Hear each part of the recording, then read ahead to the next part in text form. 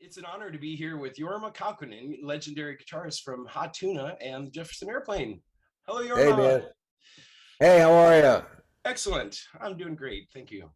And thank you so much for taking the time for this interview with Psychedelic Scene magazine. Awesome. So first of all, let me ask you, where are you physically at this time? I'm here in Columbus, Ohio. Oh, hey, you're my neighbor to the north. I was up there yesterday with my daughter doing something. I went to get some noodles at Mashiko. Oh, okay, nice. Nice. Yeah, just a short I don't know what 90 minutes or so. I was hoping I would have the chance at some point to come down to Pomeroy to visit you at Fur Piece, but of course with COVID that it's too soon. Well, we're not done yet. We got a. I noticed you guys didn't get as much snow as we did. We got a bunch of snow down here. Yeah, we only got maybe 6 inches. Wasn't Yeah. too bad. It's hard to tell. I'd say 8 to 10. Okay, Yeah. nice. So of course, I've got, because we live in the country, I've got a four-wheel drive mule thing with a plow, but I did not put the chains on, which is why it snowed so much. I did put the chains on yesterday, so if it doesn't snow for the rest of the year, you can thank me. Sure, sure. It's like you only have them when you don't need them, and when you need them, then you don't have them. How true, how true. Well, it's been a joy watching you perform over the years. Going back to the Further Fests in 96, 97. Yeah, right, man. I really dug your show with Hurl at Natalie's Music Hall, Natalie's Yeah. Grandview last week there. I did too. That's the Hurl and me thing is such an interesting thing. We've been friends for 40 years, but I've always. I mean, if you're hang on. Speaking of Hurl, don't go away. Hey, Hurl. Yes. I'm doing a Zoom interview from an illustrious fellow from Columbus. What's up? Hey, cool, man. Well, I've got you a fresh croissant from the Athens Bread Company. Awesome. Where are you? I'm 3 minutes out. All right. Well, listen. This is we're having a very important conversation about you right now. So Oh, you talking to Bill? I am. Oh, good. Tell him I said hi. Hurl says hi. Hi, Hurl. All right. Okay, Listen. buddy. I'll talk to you a little bit. Bye. Bye. He bought me a croissant. See, that's the kind of guy he is. So anyway, he's a special guy, and there's just something that he brings to the table with his music. And we were sitting around. We've been playing together off and on for years, and our little lunches down here and all that kind of stuff. But when the COVID thing shut us down, and we were still doing a couple of little lunches every now and then, I got, I've loved to play with this guy. Let's do a recording. So I got Justin, the guy that he's the drummer in Hot Tuna, but he's also one of my production guys and stuff.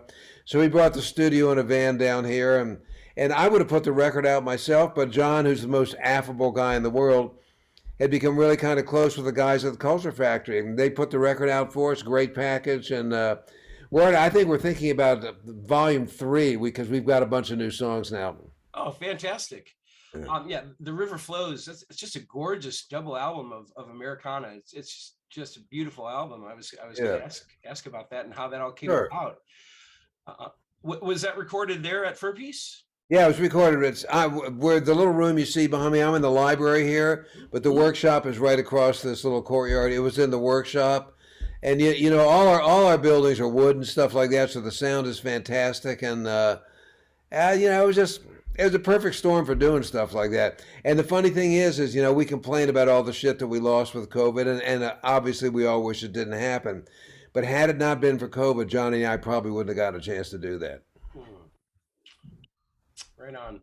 Well, it's interesting how sometimes situations that are negative have a way of bringing something positive ends up coming out of them. Absolutely, absolutely. Yeah, and it's nice to see Hurl getting recognized for his talents too. Yeah, it's not like Hurl hasn't been doing this all his life too. But he just has never been. I mean, he's been a professional musician also, but he's just never. Uh, you know, he's been on the road with me a couple times already now, and it's kind of fun to see him go. So this is what it's like. I'm going. Welcome to my world. Well, and you guys were so comfortable playing together that show at Natalie's. It was Totally, absolutely, yeah. wonderful. And before we move on, one of the things, and I think I wrote about this on the album, but one of the things that I really loved about getting a chance to, aside from the fact that I love him and his music, is I have no responsibilities except to try to play the best music I can, and that's kind of cool. You let him handle all the lyrical, all the vocal duties and everything. Totally. Oh, and the other thing that's kind of funny too, is that when you when you get on stage with Hurl, all of a sudden he's like a chatty Cathy. You know, I have to kind of like have to shut him up if I want to get a word in edgewise. It's really funny. I love it. That's great. Well, let's see. Before we delve into your prolific career, could you tell us Sure. about what you have lined up for your fans in 2022? Well, we have a lot of gigs coming up. Excuse me.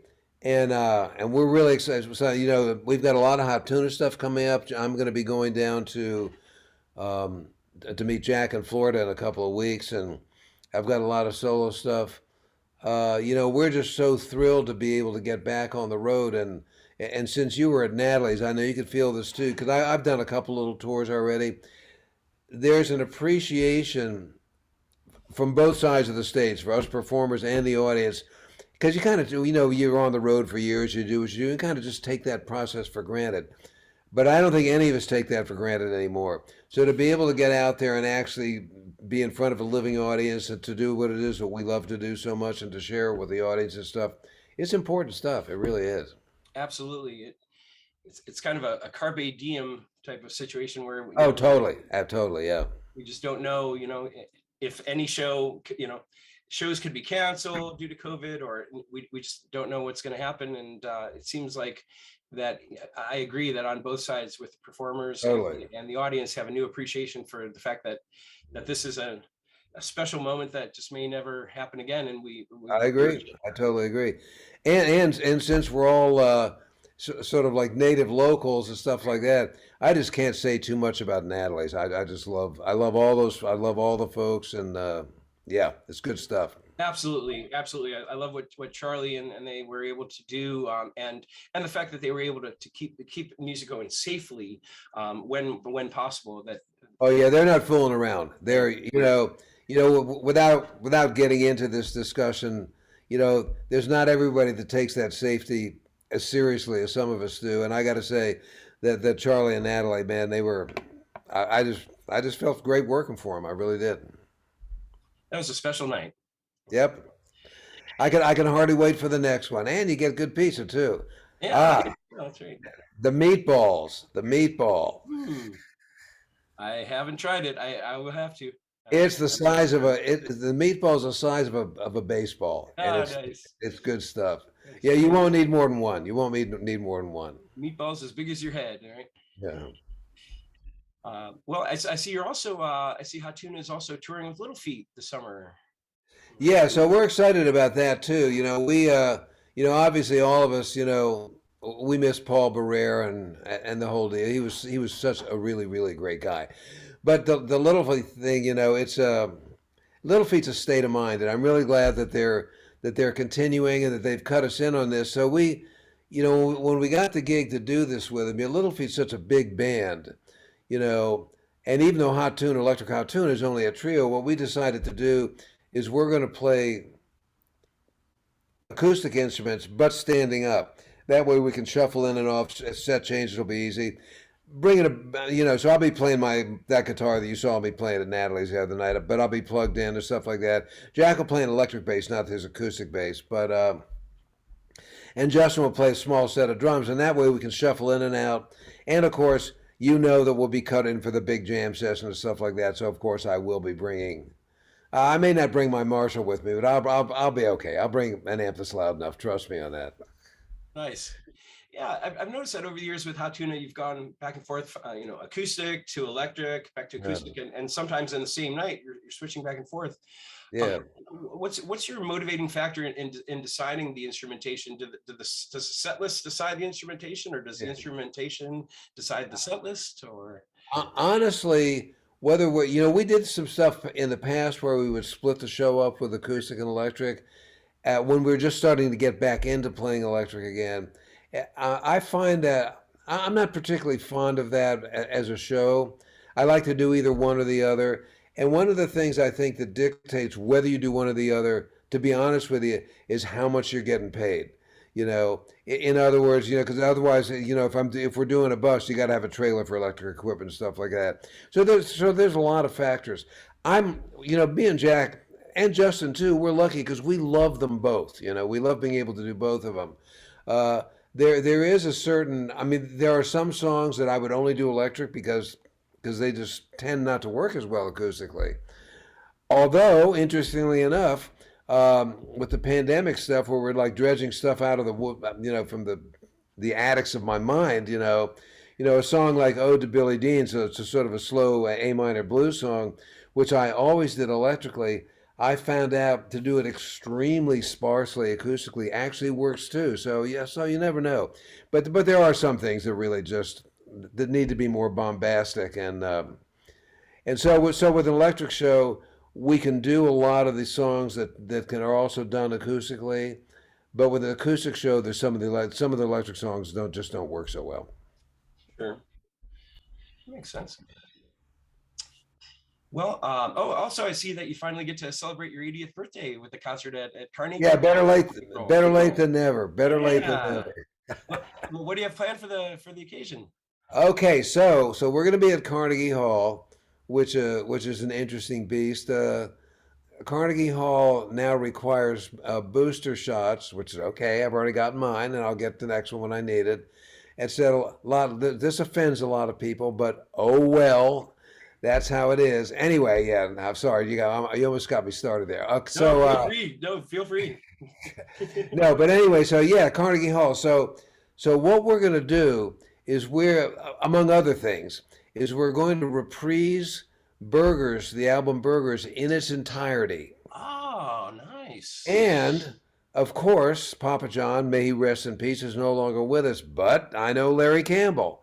And so Larry will be playing all the Papa John songs on the violin or the fiddle. You know the difference between a violin and a fiddle? The bow? No. A violin has never had beer spilled on it. Anyway, yeah. So right, barroom jokes. Yeah. So Larry will be doing all that kind of stuff. Now we've got his lovely wife Teresa on board also. So I'm gonna hopefully I'm gonna get a chance to do some rehearsing with Teresa because I've written a couple of new songs that I could hear her voice on harmony. So, but we are in its entirety unbroken. We're gonna do the Burgers thing as it is on the record. And then hopefully we got a bunch of other stuff too. Now Carnegie Hall is one of these. Is unlike the Beacon. They're not elastic about playing overtime. So whatever they have allotted us time, I'm going to be scripting things carefully because it's really expensive if you go over. It's New York. Oh, well, that sounds like a lot of fun that they get to recreate your Burgers album in entirety. Yikes. That sounds Yeah, yikes indeed. Wow. Well, yeah, you were talking a little bit about Jack, and yeah, looking back through your career, one constant it seems like has been your lifelong bandmate Jack. Absolutely, And, totally. Yeah. Could you tell us about your 60-year bond with Jack? Yeah. So sure. So it's just one of those things. These one you just never know. I met the Cassidy family in '56. My dad was in the service, so we came back from overseas. I met the Cassidy family. I started up being friends with Jack's older brother, and he actually turned me on to Chicago blues. So the Cassidy family Chick Yeah. is extremely, yeah. And Jack's mom used to make me sandwiches all the time. So she was like my second mom in a lot of ways. But anyway, so Jack and I, we've just been buddies forever, and we started playing music together. It's funny, people talk about like my teenage daughter, she sometimes talks about a career and stuff like that. I didn't even know what the word career meant when I was that age, but I always loved playing the guitar. And so Jack and I, we just gravitated together because we both played instruments and kind of one thing, none of this was ever planned. One thing led to another. And one of the things that both of us find so interesting is that in all the years, we don't, we're really, if we had Jack in this interview together, you'd get all kinds of different opinions from him because we're really different guys. But we disagree about a lot of stuff, but we've never had an argument. We've never had a band meeting. the airplane, as much as I enjoyed playing with those folks, the band meetings were loathsome, loathsome. And anybody who's been in a big rock and roll band will know exactly what I'm talking about. Um, but so, and we've just always gotten along, and we bring different things to the table. We're not afraid to try stuff. If it works, it's great. If it doesn't work, hey, nobody died, and we're still just buddies. I mean, you wonder why? The answer is I don't know. But we are. Wow. Wow. Well, he's just such a fantastic bassist. One of the best and baddest rock bassists of all time. I agree. I didn't realize that it was his brother Chick that taught you the blues. Oh yeah. So I mean, Chick. Again, it's an interesting story. Chick was like, remember Maynard's Krebs in the Dobie Gillis show? Maynard Krebs is the beatnik guy. Look at it, Google it when you're done. So and Bob Denver, I think, was the Maynard Krebs character. Oh. Okay. In any case, so Chick is a little bit older than me. So when he was getting out of high school, he grew this little goatee, which back in those days it was like, I mean, look, you just can't imagine what notice. Nobody would know. You call that a beard? People went crazy when Chick grew that beard, So he was kind of like a beatnik kind of guy, and along with that went folk music and this and that. I remember he had a banjo, but he never learned to play it. He just made irritating noises on it. But he had a huge and really interesting record collection, and so we just spent a lot of times listening to stuff. So I got turned on to stuff that, to be honest with you, I may never have heard it like that before. I mean, all those classic chess recordings and. And a lot of, he turned me on to Sidney Bechet, a lot of the New Orleans guys and stuff like that, because that's what he did. So I owe him a debt of gratitude to turn me on to the music and sharing his little brother with me. Right. And then he moved off to college, so that Jack was still there, so you got to start the trials with Jack. Well, actually, Chick joined the Army. That's a story too. So back in those days, I'm trying to think. I guess he probably joined the Army. He graduated in '58. And I think they joined the Army in '59. Dangerous time to be in the Army because of Vietnam coming. However, he and this other guy, one of our other guys that was of his class, this guy Hugh Frost, they joined the Army on the buddy system. They were supposed to go to the same place. Chick went to somewhere in the Carolinas, and they sent Hugh to Alaska, some buddy system. But neither of them went to Vietnam, so that's a good thing. Oh, that's good. So you started the Triumphs with Jack back in high school, and then you moved to from DC to Yellow Springs, right here in Ohio, for college. Correct. And then you moved to San Fran in 1962, and I mean, it seems like you were way ahead of the curve moving to San Fran before it became a musical mecca. What prompted your early move to San Fran? Well, one of the things. I'm one of these guys that wound up graduating college kind of in spite of themselves. And I think the two things kind of kept me in school. One, my parents expected it of me, and there was that back in that era. But the other thing was everybody was getting drafted and sent to Vietnam. And if you stayed in school, you got a 2S deferment, So that was kind of like an important thing to have before I realized that you can actually be unfit for service. But that's another story. So I got accepted. My dad, again, we're stationed in the Philippines. I went to this Jesuit school there after Antioch for a year, and I got all these weird, Thomistic, all the Jesuit philosophy, all this kind of shit that nothing but another Jesuit school would take. And one of the guys one of my teachers there had gone to San Francisco University, which is a Jesuit school in San Francisco. Now, I've been reading Kerouac and all this stuff. San Francisco just looked like a cool place to go. But my grades weren't good enough to get into the University of San Francisco. But I did get into Santa Clara, down the peninsula, another Jesuit school. My dad complained about $1,500 a semester back then. I think it's $80,000 now, but that's a whole other story. So anyway, so I wound up in Santa Clara, and that the whole scene that you alluded to, none of that had happened yet. Right. But the Bay Area has always been a cool place. You know, one of the things, before I continue, one of the reasons that we all moved to San Francisco, because I lived down the peninsula, San Francisco was a cheap place to live back then, Hmm. which of course we know is not the case at all today. But anyway, so I moved to California, and I remember coming from the East Coast, I had this sort of like East Coast elitism kind of stuff. I figured, because I spent some time in New York, I'll go to the Bay Area and I'll show these yokels what real folk music and blues is like. And of course, needless to say, that was utter nonsense because the whole Bay Area was populated by incredibly talented people. I mean, Jerry Garcia was one of the luminaries when I moved there, but there were so many. Most of them have passed away now, but the Bay Area scene was an unbelievable scene for music in general, but especially acoustic music, blues, folk music, bluegrass, all that kind of stuff. And there were literally dozens of really, really good people. So all of a sudden, I'm surrounded in an incredibly, for the most part, nurturing environment of being this idiot kid from the D.C. area, and all of a sudden, I'm realizing, wow. And I just learned so much for all these people, and they pretty much welcomed me, into the scene as soon as I got there. Nice. You went out there kind of expecting to be somewhat of a teacher, and instead you became a student. And Hey, boy, you could say that again.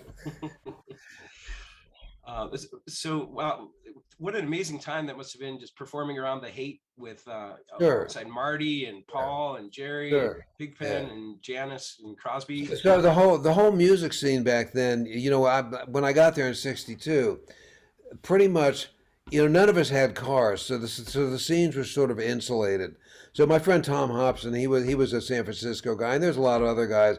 Jerry was a Palo Alto guy.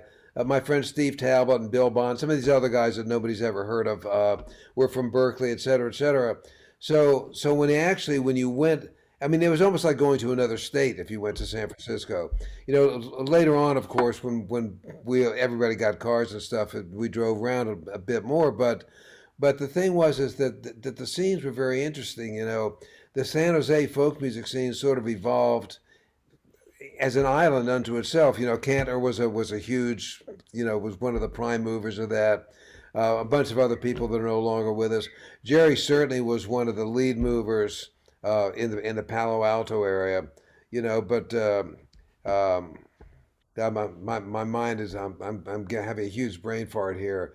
New Riders of the Purple Sage. Dave, help me here. Marmaduke. Dawson. Pardon? David Nelson? Yes, Dave Nelson. Yeah, he was one of those guys back then too. I mean, he was a heavyweight before we really knew what a heavyweight was. Anyway, but the scene was unbelievable, really. And there were lots of places to play, not a lot of places to make money playing. Actually, that's why so many of us took to teaching, because you could make money doing that. But there were lots of bars and coffee houses, and actually we wound up getting to play all the time, which was really cool. Nice. So you weren't driving cars. Were you going around on your motorcycle? Was it getting to gigs on your motorcycle? Back and then, I remember I had this thing called a Harley Davidson made a forgettable scooter called a Topper that somebody gave me, but I didn't have any license plates for it, and it wasn't or a title, so I could drive it around the area and not worry about getting stopped. But you couldn't go anywhere. No, we took the Greyhound. Oh, okay. Yeah, we took the bus. Nice. Well, it's some classic blues songwriting materials there. Totally.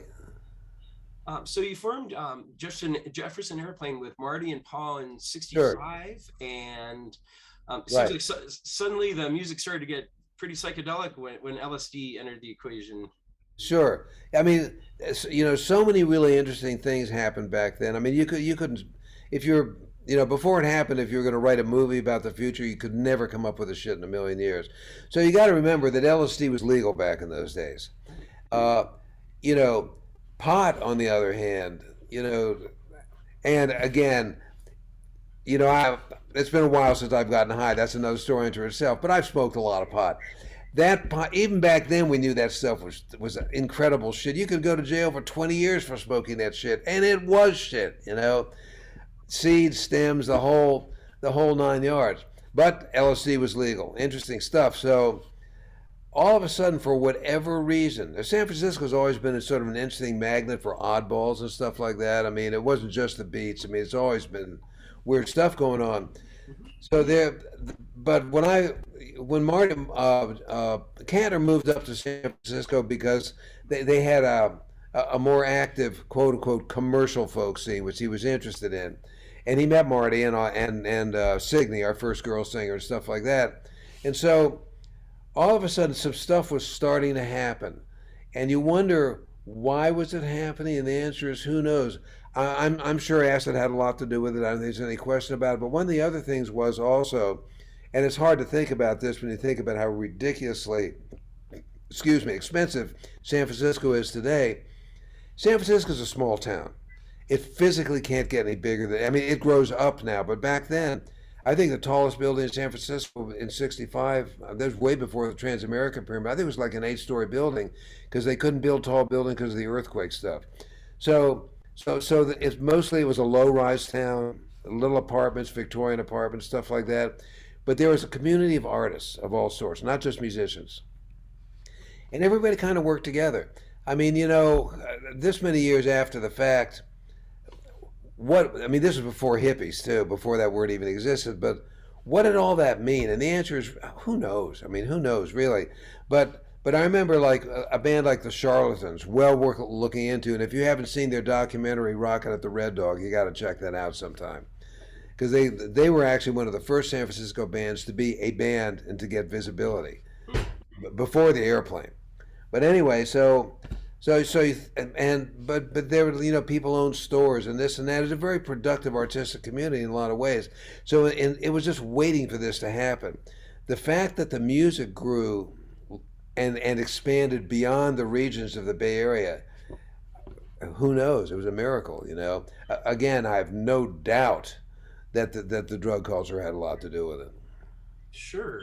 But yeah, it was like this, it seems like it was like this new renaissance. I mean, it seems how amazing it must have been to be a part of that kind of unprecedented explosion of creativity.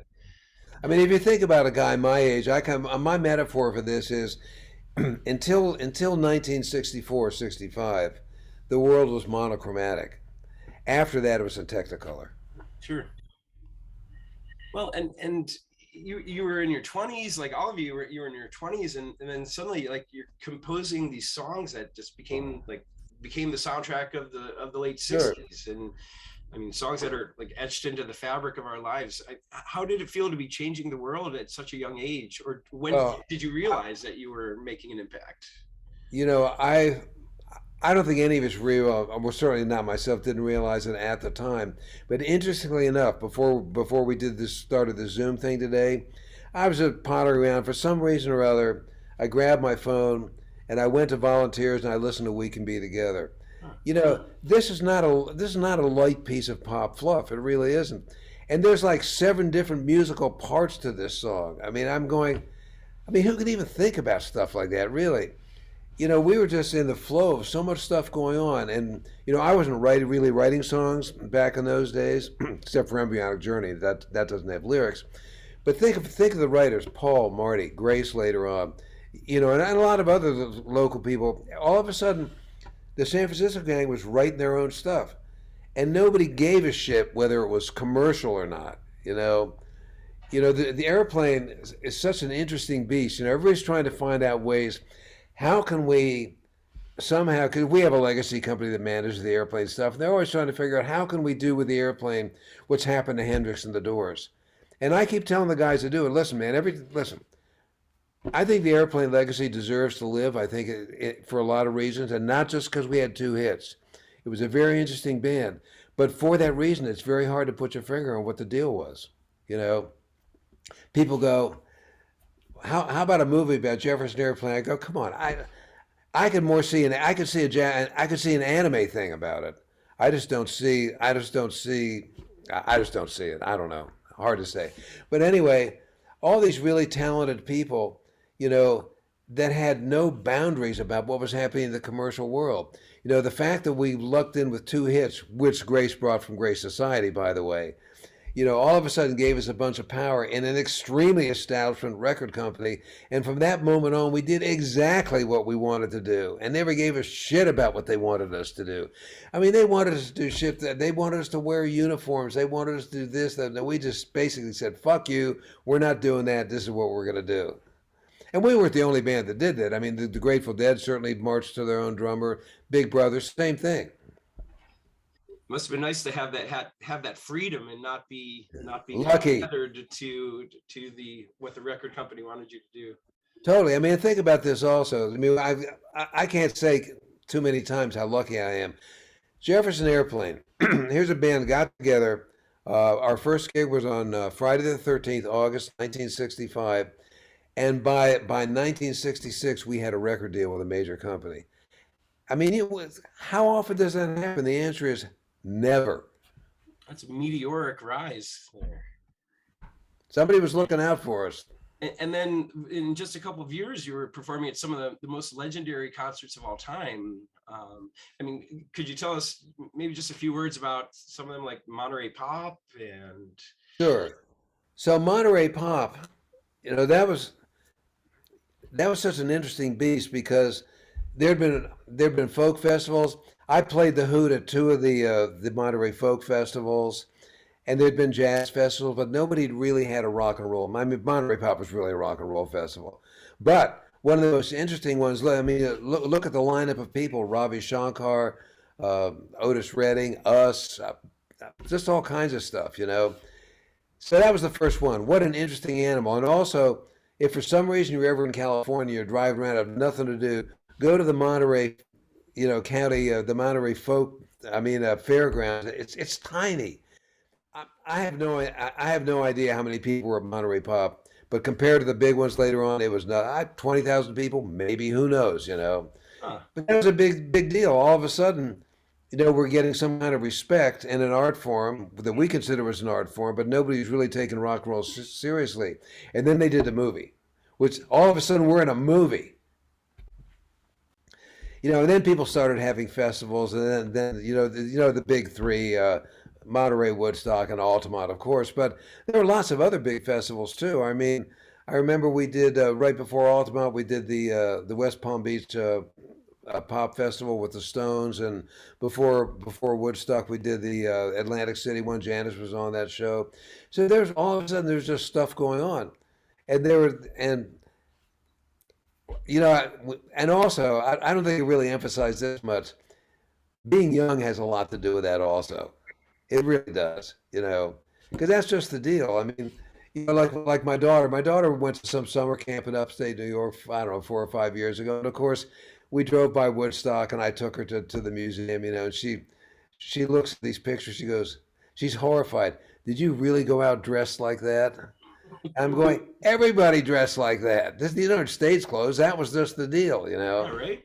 There's a style at the time. Yep. Well, But anyhow, yeah, interesting stuff. So all of a sudden you come from, because San Francisco was a moderately small city back in those days, and all of a sudden you have a voice, an international voice. I mean, you can't script stuff like that. Looking back on it, it's like a guy like me recognizes the miracle of what's happening. At the time, I think that when you're in the flow of all that and you're young, you almost just take it as it's your due. You deserve that, And you can enjoy that as long as you want to, but all of a sudden you realize, no, you didn't deserve it. You got lucky. So to an extent, do you feel like you were in the right place at the right time there in San Fran? Absolutely. Absolutely. I couldn't have been in a better place. Well, it still seems like you kind of knew which way the wind was blowing, though. You were ahead of the curve. You got out there early. Yeah. I mean, think about it. I mean, just thinking about it, because both of us live in Ohio. Think about an Ohio band like Glass Harp. A truly, truly great band. Had it not been for Cream, Glass Harp could have been them. Had they been in San Francisco, everybody would know about Glass Harp. I mean, it's just, it's just the luck of the draw, really. Right, and yet, and is it Phil Kagi? Phil Kagi, yeah, he lives in Nashville. Who I think I'm sorry. No, I was just not as recognizable of a name. Yeah, I'm trying to think about Sfaro. I think is I should know all these guys too. One of the guys, I think the drummer's son played for Tedeschi Trucks for a while. I don't know. Great bunch of music. I mean, really stellar bunch of musicians, all of them. You know. Yeah, Phil lives in Nashville. The other guys still live up in Cleveland. That's a good example of how you could have all the talent in the world, but if you're not necessarily in a place where you're going to get recognized, then it doesn't necessarily translate. Yeah. You know, that being said, there's a lot of ways to be successful in life, and you know, just because you're not a figure on the world stage doesn't mean you're a failure by any stretch of the imagination. But yeah, but I mean, all of a sudden, if that happens to you, you got to recognize that, man, did I step in shit this time? Well, you'd mentioned Altamont when you were talking about the big three. You mentioned Sure. Altamont, and I'm curious, what was it like to have like such a high point in your career contrasted by that dark moment, and which seems like really affected Right. the airplane. Yeah. So I mean, there's so much second guessing about that after the fact, and I'm sure this many years later, nobody needs another opinion. But I mean, look, this many years later, the whole thing was ill thought out. Well, yeah, you know. And I was some recent pictures have just popped up, and I'm looking at it, I go, it's just hard to imagine that this was allowed to happen, but it did, because a lot of things were allowed to happen back in those days. I think there's no question. I mean, Monterey was extremely well run. I mean, all those LA guys that put it together, they just did a great job, and it was small, but it was doable. Woodstock, Mike Lang just passed away recently. May he rest in peace. But anyway, at Woodstock, everybody, it could have been worse. You know, I mean, I'm sure everybody didn't have a great time there, but in retrospect, it's like one of these iconic festivals. Although, somebody was going, well, what did you think of Woodstock? And I go, well, look, just like I told my daughter, I'll never play in front of 500,000 people again as long as I live. That's just the deal. And if you had a good time at Woodstock, it was a great deal. But in that era of festivals, like backstage, there were like zero amenities. All this business about catering. Catering, what's that? I'll settle for a porta potty. There were no riders back then, right? No, none of that stuff existed. That was all in the future. Well, while we still have time, I wanted to get to Fur Piece Ranch. So you've been a guitar teacher for over 50 years from the early Sure. days in San Francisco, Yeah. and now your own guitar school at Fur Piece you've had for the last couple of decades. Yeah. Can you tell us about what Fur Piece has to offer? Sure. So I looked into this piece of property in '89, which is really why I moved to Ohio, and I've been here ever since, and I'm not going anywhere. So we have this 100 or some acre. I live in Southeast Ohio. It's really pretty down here, et cetera, et cetera. And so we wound up opening in '98, and we have the whole thing was I'd always loved to teach, and had it not been for my wife Vanessa, none of this would have gotten done. Vanessa gets things done. I'm a guitar player. If it had been up to me, I would have been out by the campfire with my guitar and a bale of hay. But anyhow, so we have all these buildings and quite a lot of infrastructure and stuff like that. And so over the last almost 2.5 decades, we've really just been trying to make the learning experience as unintimidating as possible, and to make, because to me, music is an interesting beast, but it doesn't have to be mystifying or complex. Some music is very hard to play. I personally don't happen to think the kind of music that I play is hard to play. It takes time to learn how to do it, but I mean, you don't need to, you know, live with some monk in Tibet for half your life in order to grok what's going on. But anyhow, so yeah, so over the last couple of decades, we've been doing. We're sort of a seasonal thing here. We've been doing this camp now. COVID has changed everything. We tried to do some in-person stuff during the pandemic, and we were lucky. My wife, we were sanitizing stuff. We got the blue lights in the ceiling. We got all that stuff. It just nobody was comfortable. It just wasn't really working out. So So right now I'm doing most of the stuff I'm doing is online. This year we only actually have two in-person things. It's a work in progress. We're going to have to see what's going on. But you alluded to this, and I can't. I agree completely. I love to teach. I always have. But my students go, "Man, you're so patient." I'm really not patient. I'm not a patient guy. But I don't find it frustrating, say, teaching the same thing over and over again. I mean, it's just I'm a slow learner. Being able to demystify that process, I just really love it. I really do, and I don't. It doesn't require patience on my part.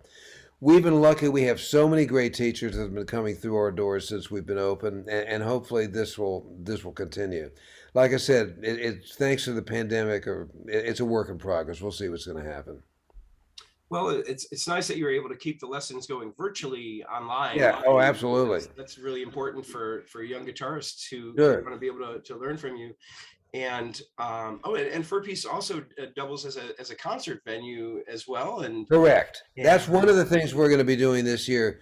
We're doing we are not we're doing lots of concerts. We're doing a lot of concerts, and you can go to our website, furpeaceranch.com, FURPEACE, because it's a fur piece from anywhere. Furpeaceranch.com, and we're doing lots of shows. And we've been over the quarantine. We're doing those free quarantine shows. We just did one last week, me and Hurl. We're going to do more of those again, I think. And we're just trying to keep our connection alive with the people. And like we mentioned earlier in this interview, I've got a lot of gigs coming up this year too. So far so good. nice.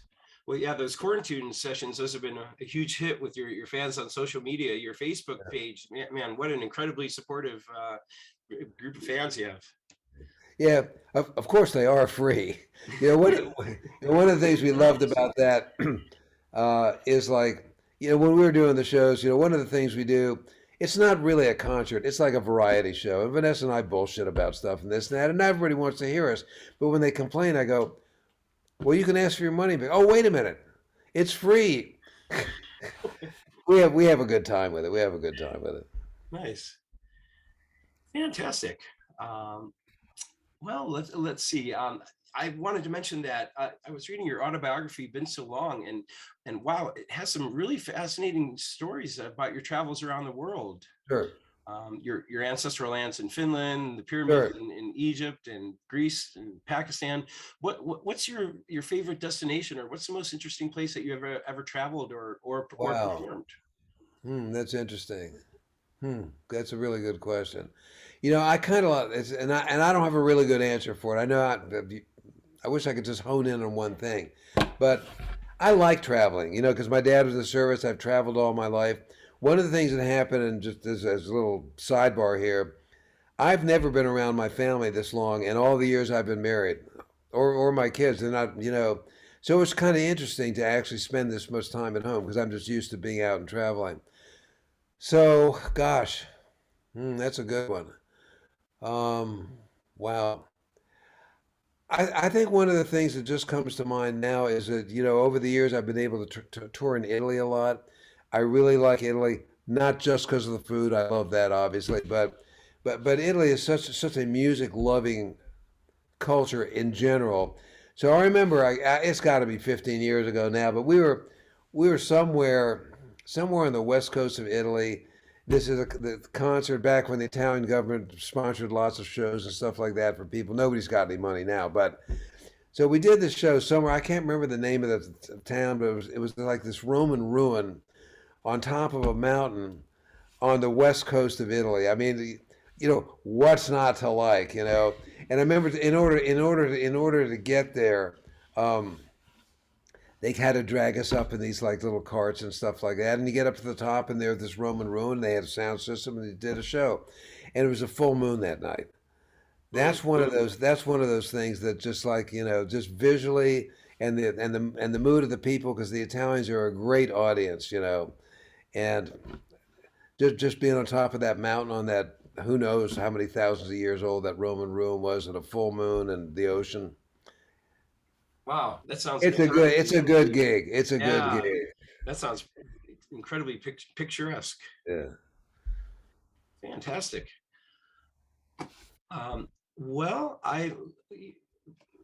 Wow, I really appreciate you taking the time to sit down for this interview, and I think that I think that's just about all the questions that I had in mind. I was afraid that we were going to run out of time, and I'm glad that to have mostly gotten through all of it.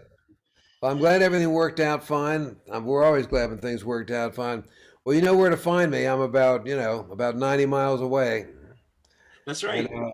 and if I don't see you down here, I'll probably see you up at Natalie's again because I love that place. I hope so. I hope so. And who knows? Maybe one of these days, yeah, I would love to get down to attend a concert or even a class sometime down at Fur Peace. Absolutely. Well, you know who to get a hold of. That's right. That's right. Well, Well, cool, man. thank you so much, Jorma. I really appreciate your time and for this taking the time for this interview with Psychedelic Scene magazine. And Awesome.